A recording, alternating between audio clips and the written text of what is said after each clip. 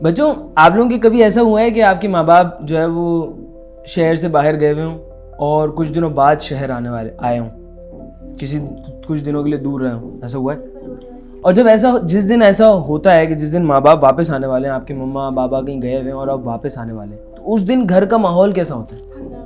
हंगामा होता है भाई, शोर होता है, एक शोर शराबा होता है भाई, सब खुशी होती है, सब बहुत खुश हो रहे हैं भाई, मम्मा पापा गए हुए थे अब वापस आने वाले हैं, ठीक है। और क्या होता है भाई, घर में एहतमाम नहीं हो रहा होता भाई, आज खाना अच्छा बन रहा है, आज सफाई हो रही है ना। घर भाई सब जो है वो बच्चों को बोलेंगे भाई खिलौने अपने साइड में करो, सारे भाई ठिकाने लगाओ, खुशबू लगाते हैं भाई, क्या आज आने वाले हैं भाई।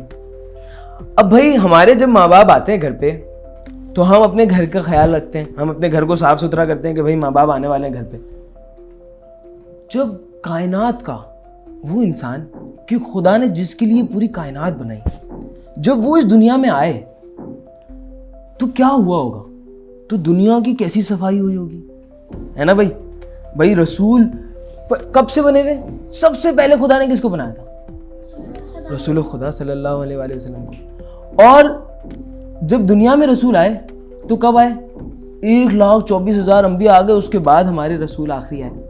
तो इतना इंतज़ार कराया ना, तो जब अब रसूल आने वाले इस दुनिया में तो कैसा एहतमाम होगा, कैसा भाई पूरी दुनिया को सजाया जा रहा होगा, ऐसा होगा ना। तो क्या हुआ जब रसूल आए? तो अब मैं सबसे पहले बताऊंगा कि रसूल जब आए तो दुनिया की सफाई कैसे हुई। हम तो घर की सफाई करते हैं भाई, कचरा वचरा हटा लिया, अब दुनिया की सफाई कैसे हुई?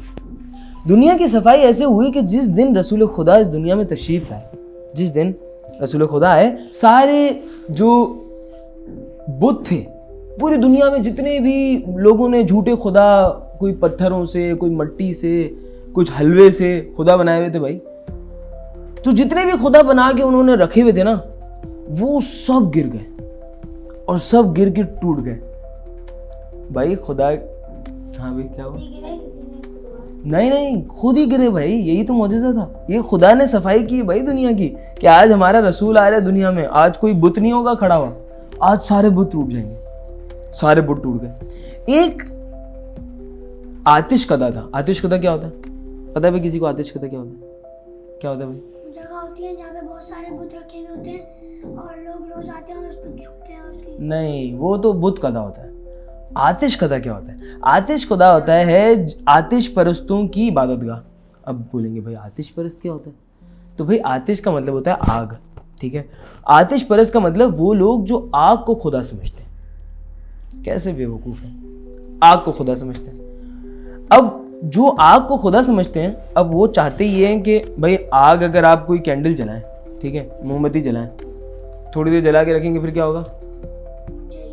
बुझ जाएगी, खत्म हो जाएगी, बुझ जाएगी, ठीक है। अब उनको अपना खुदा अगर बुझ गया तो क्या करेंगे? तो गए काम से, तो खुदा ही बुझ गया। तो वो क्या करते हैं कि वो अपना एक आतिश कदा बनाते हैं, एक ऐसी जगह बनाते हैं जहाँ पे वो आग जलाते हैं और उस आग को कभी बुझने नहीं देते। सही है।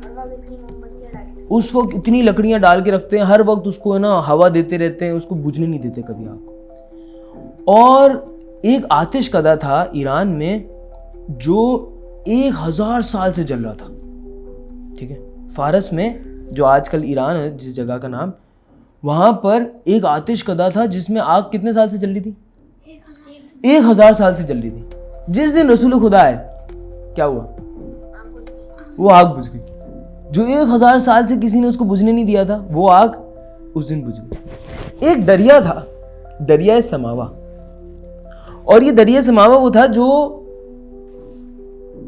जिसकी लोग परस्तिश करते थे। लोग भी अजीब हैं, कुछ खुदा आग को समझते हैं, कुछ खुदा किसको समझते हैं? दरिया को खुदा समझते थे और वो दरिया की परस्तिश करते थे। जिस दिन रसूल खुदा आए, आग तो बुझ गई, दरिया का क्या हुआ? दरिया का पानी खत्म हो गया। और दरिया का सिर्फ पानी खत्म नहीं हुआ कि भाई वहां पे, जब दरिया का पानी खत्म होता है ना, तो वहां पर जो है वो सब्जा उग जाता है, बहुत अच्छी हरियाली उग जाती है। लेकिन नहीं, वो दरिया का पानी ऐसा खुश्क हुआ कि उसकी पूरी जमीन पे जो है वो नमक आ गया, यानी आप कुछ उग भी नहीं सकता वहां पे, वो जमीन भी खराब हो गई पूरी, क्योंकि उस दरिया को क्या करते थे लोग? उसकी पूजा करते थे। और ऐसा नहीं है कि भाई वो पानी खत्म हो गया तो खुदा ने लोगों को पानी देना छोड़ दिया, नहीं। एक सहरा था जहाँ पे पानी कभी भी नहीं होता था, वो जगह में पूरा पानी पानी हो गया। वहाँ पे जल थल हो गया, वहाँ पे इतनी बारिश हुई, इतना पानी आया, जो पूरा सहरा था वो पूरा जो है वो सब्ज़ाज़ार बन गया, पूरा ग्रीन हो गया, पूरा हरियाली हो गई। ये तो खुदा ने एहतमाम किया। एक जो उस ज़माने में ना, अगर आपने हज़रत मूसा की कहानी सुनी है, जिसमें हज़रत मूसा अलैहिस्सलाम जादूगरों से जिनका मुकाबला हुआ था, और जादूगरों ने क्या किया था, कोई याद है किसी को? अपनी रस्सियाँ फेंकी थी और वो सांप बन गए थे। ये होते थे जादूगर। और ये लोग भी है ना, जो झूठे बादशाह होते थे और जो अपने आप को खुदा कहते थे, ये उनके साथ होते थे।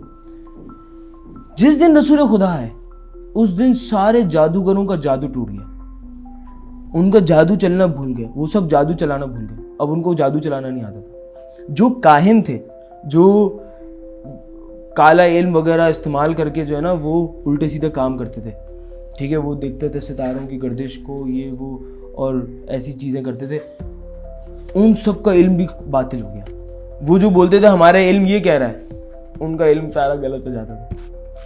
अब हुआ क्या कि एक बादशाह था कसरा का, सही है, ईरान का, ये भी ईरान का बादशाह था।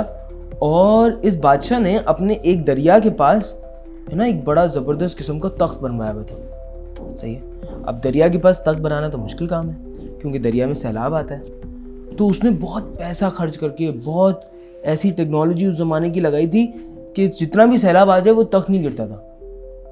और बादशाह क्या करता था, उस तख्त पे बैठ के दरिया को देखता था, खुश होता था, एंजॉय करता था, सही है। जिस दिन रसूल खुदा आए वो तख्त आधा टूटा, 2 टुकड़े हुआ, और एक टुकड़ा तो पूरा दरिया में बह गया आगे। बादशाह तो बाल बाल बच गया, क्योंकि बादशाह उस वक्त बैठा हुआ नहीं था। रसूल खुदा जिस दिन आए वो तो सुबह का वक्त था, बिल्कुल फजर का वक्त था, और उस वक्त बादशाह जो है वो सो रहा था। जब बादशाह उठा, देखा कि तो तख्त गिर गया, अगर मैं आज सुबह बैठा हुआ होता इस पे तो मैं भी चला जाता साथ। उसने सारे काहिनों को बुलाया।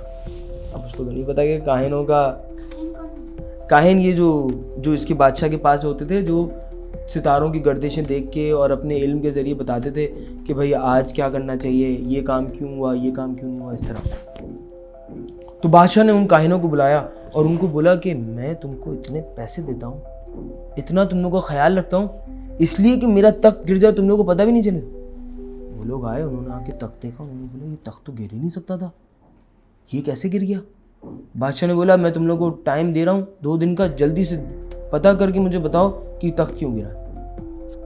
अब सारे काहिन सर जोड़ के बैठे कि क्या मसला हुआ है, तख्त क्यों गिरा, समझ में नहीं आ रहा किसी को। और कैसे समझ में आएगा, इल्म तो सारा उनका ख़त्म हो गया। रसूल खुदा तशरीफ ले आए, उनका इल्म तो चल नहीं रहा। अब सब परेशान, सब आए एक राहिब के पास, जो बादशाह का ही एक और बंदा था जो ईसाई था, शाम का था, और वो बादशाह के पास रहता था। उसके पास आया, उसको बोला कि बादशाह ने हमको बोला है कि इस तख्त के गिरने की वजह बताओ। अब हम तो बता नहीं पा रहे, आप बताओ कि क्या वजह है। बोला मुझे भी कुछ समझ में तो नहीं आ रहा, लेकिन जो ऐसा होता है ना जब किसी का भी इल्म नहीं चल रहा हो, इसका मतलब ये है कि दुनिया में कोई खुदा का रसूल आया है। उन्होंने बोला कि हाँ ये बात हो सकती है, हमारा इल्म उसी वक्त खराब हो सकता है जब दुनिया में कोई खुदा का रसूल आया हो।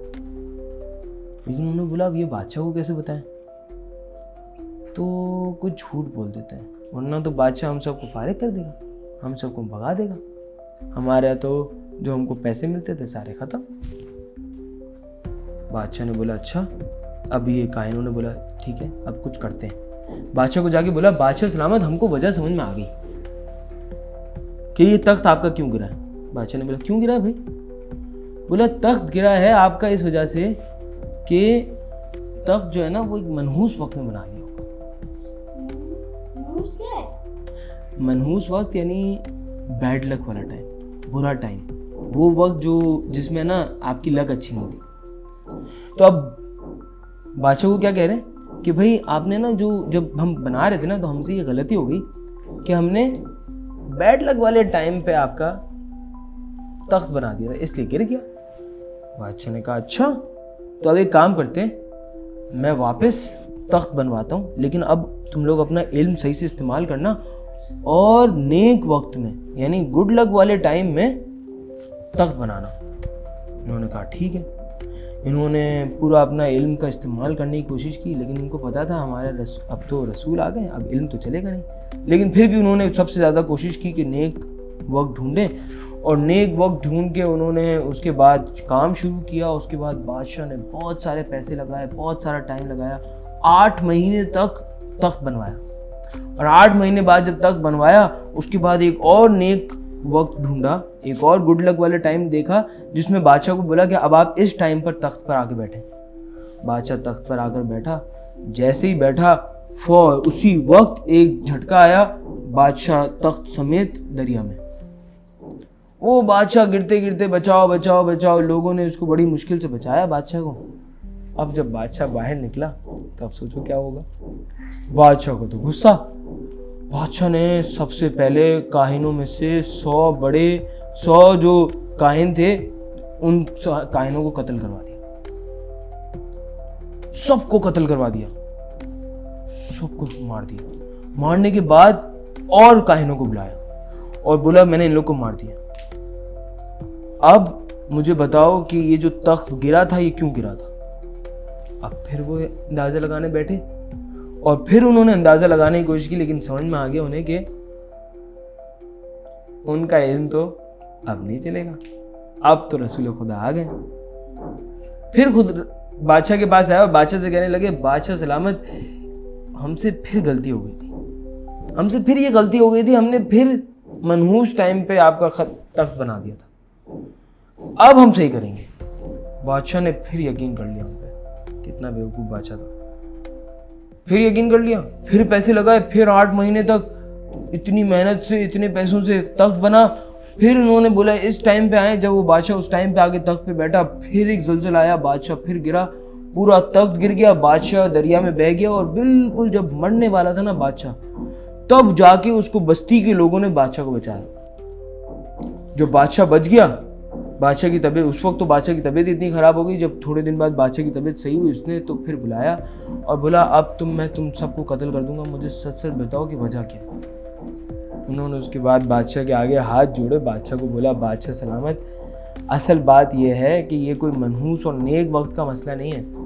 मसला ये है कि जिस वक्त आपका तख्त गिरा था उस वक्त इस दुनिया में एक रसूल आए। हमें नहीं पता वो रसूल कहाँ है, लेकिन कोई रसूल आए हैं जिसकी वजह से अब हमारा इल्म नहीं चल सकता। जब बादशाह ने ये सुना तो बादशाह ने फैसला किया कि ठीक है, अब मैं ये तख्त नहीं बनवाऊंगा। इसके बाद आगे रसूल के आने पर, ये तो थी सफाई की बात, आगे की बातें, दुनिया कैसे खुश हुई, ये बातें अगली एपिसोड।